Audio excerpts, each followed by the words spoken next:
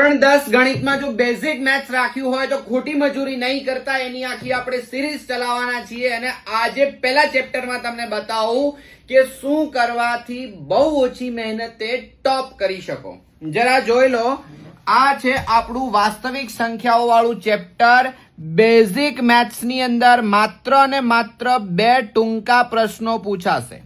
માત્ર 2 ટૂંકા પ્રશ્નો, એટલે કે 1+1. જુઓ, અહીંયા ગુસ્સા લસા વિશે ખાસ થિયોરિકલ પોઈન્ટ્સ ઉપર બહુ તમારે ધ્યાન આપવાની જરૂર પડશે. હજી આગળ વધીએ એટલે આ ચાર્ટ થોડો શીખી જજો. આ ચાર્ટ રિલેટેડ કોઈ બી પ્રશ્ન આવે તો તમને ખબર હોવી જોઈએ.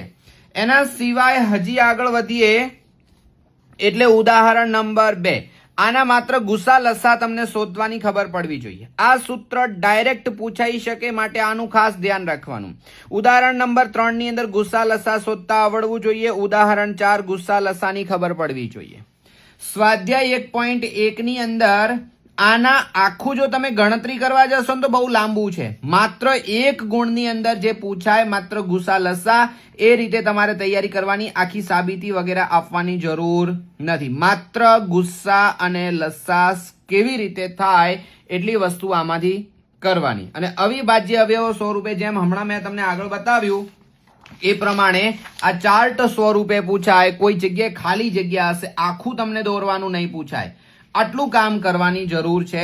અને આના રિલેટેડ પણ કોઈ તમને પ્રશ્ન પૂછાય કે આ સંખ્યા કેવી છે, વિભાજ્ય છે કે અવિભાજ્ય છે, એટલે આના ઉપર એક કામ કરવાનું.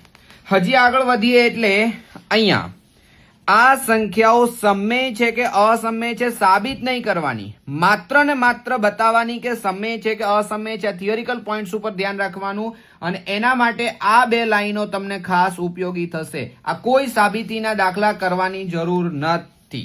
ઓકે, બસ આટલું કરો એટલે તમારું પહેલું ચેપ્ટર ખતમ. સારામાં સારો સ્કોર કરી શકશો. અને હા, આવી આખી સિરીઝ આવવાની છે માટે ફોલો જરૂર કરી રાખજો. બહુ જ ફાયદો થશે. Thank you.